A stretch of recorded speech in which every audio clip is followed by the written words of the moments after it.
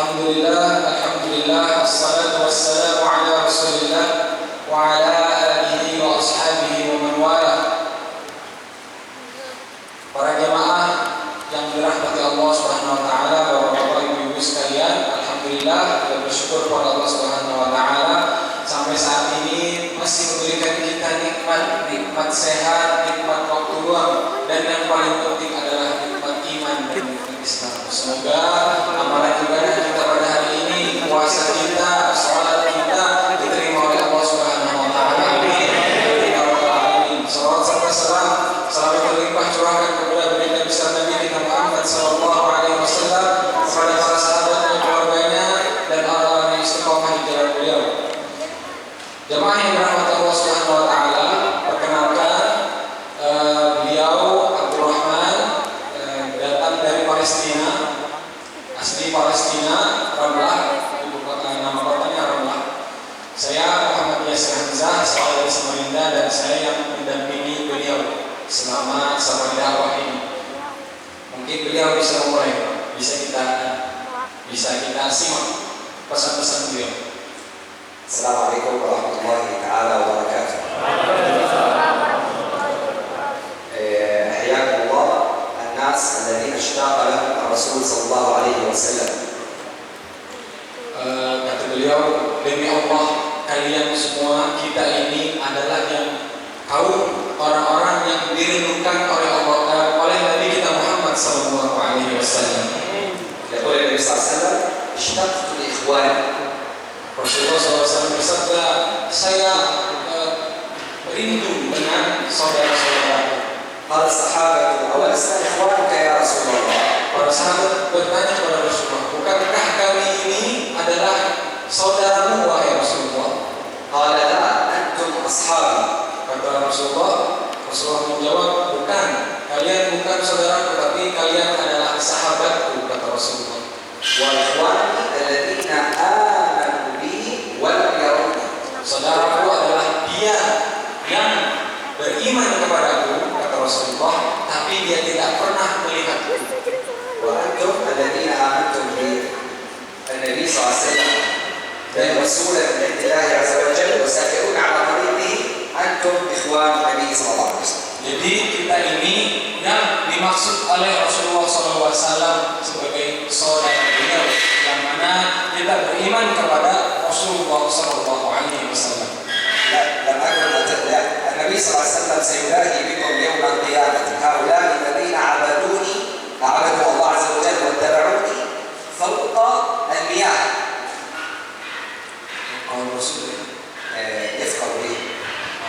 Rasulullah SAW itu nanti akan bangga dengan kita, yang mana kata Allah Subhanahu Wa Taala, mereka yang menyembahku, kata Allah, mereka di akhir kiamat akan berada di atas air. فأنتم في هذه المدينة لأول مرة أراها وهي مدينة جميلة بأهلها. Beliau, kita di sini, penduduk sini adalah merupakan masyarakat yang indah, yang bagus, yang mana kita berada di daerah yang bagus juga. وعندما دخلت هذه القرية شعرت بالراحة والطمأنينة. Beliau ketika sampai di sini, beliau merasa tenang, merasa sejuk ketika berada di kampung kita ini. وهذا بإذن الله لأن الله عز وجل أحبه. Ini karena Allah Subhanahu wa taala itu mencintai kalian semua. لأن من أحبه الله عز وجل دله عليه. Barang siapa yang dicintai oleh Allah Subhanahu wa taala, maka Allah akan menunjukkan jalan menuju Allah Subhanahu wa taala. وفي الحديث القدسي قال الله عز وجل ولا يزال عبدي يتقرب إلي بنوافل حتى أحبه.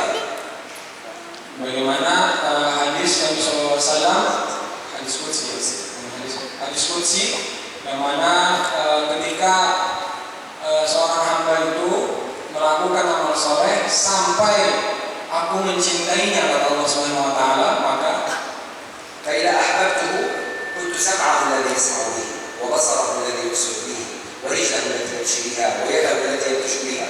يعني كل أحواله مع الله عز وجل. Kata beliau, setiap yang kita lihat, setiap ketika yang kita sentuh, itu semua kita bersama Allah Subhanahu wa taala.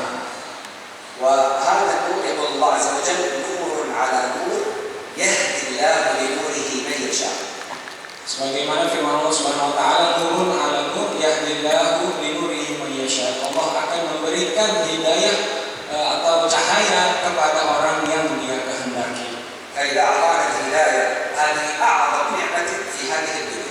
Hidayah itu adalah nikmat yang terbesar yang ada di dunia ini. لأن معرفة الله عز وجل وعبادته هي الرفعة في الدنيا والآخرة. Karena ibadah kepada Allah Subhanahu wa taala itu adalah ibadah di dunia dan juga di akhirat. وهذا النور نهتدي إليه من خلال العلم والتعلم. Dengan cahaya ini, dengan nur ini, kita mencari hidayah menuju Allah Subhanahu wa taala. وأيضا من خلال العبادات التي تعبدون الله عز وجل كمثل صلاة التراويح هذه. Dan itu contohnya seperti yang kita lakukan malam ini, kita salat tarawih dan beribadah berzikir kepada Allah Subhanahu wa taala. وأيضا ذكر الله عز وجل كما تذكرون.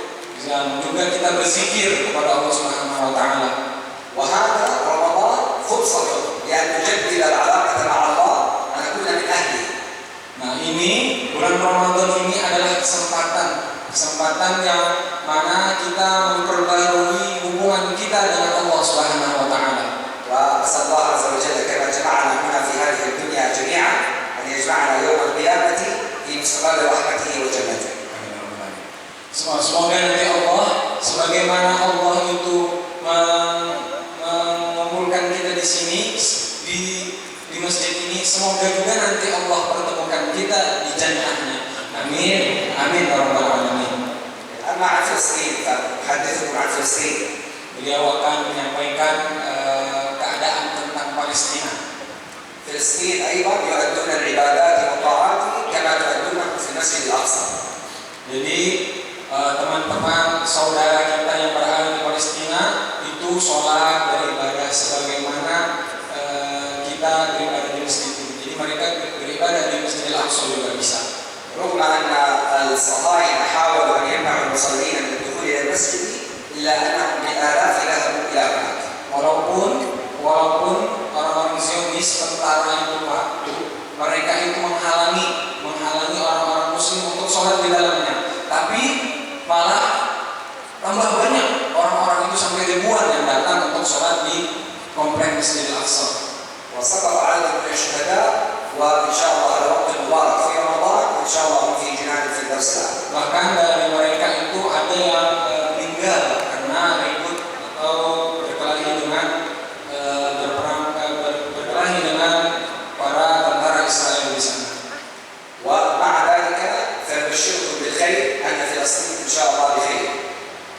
Beliau menyampaikan kabar gembira bahwa Palestina itu keadaannya insya Allah dengan nikmat Allah dengan keadaan baik. لأنهم يدافعون منذ أكثر من 75 سنة عن أرضهم ووطنهم ومقدساتهم. Jadi mereka di sana itu mempertahankan tanah air mereka dari para penjajah. ونقول نحن الفلسطينيون قتلوا الخوف. Jadi kata beliau orang Palestina itu sudah membunuh namanya rasa takut. حتى أطفال فلسطين عندما يلعبون بالعيد يوجهون الألعاب في المسدسات الألعاب إلى وجه الصهاينة. Jadi anak-anak di Palestina itu sudah nggak ada takutnya Pak. Jadi mereka itu anak-anak itu membawa senjata dan mengacungkan senjata itu ke tentara Zionis penjajah. كلهم يفكرون في طرد الاحتلال من إسرائيل من فلسطين كما طردتم أنتم احتلال الهولندي والياباني من إندونيسيا وأخذتم استقلالها. Dan mereka itu berusaha untuk mengusir penjajah ini dari tanah Palestina ini. Sebagaimana kita lakukan dulu bangsa-bangsa Indonesia bisa mengusir penjajah di bawah penjajahan Belanda dan juga Jepang. ويقول النبي صلى الله عليه وسلم ikhwani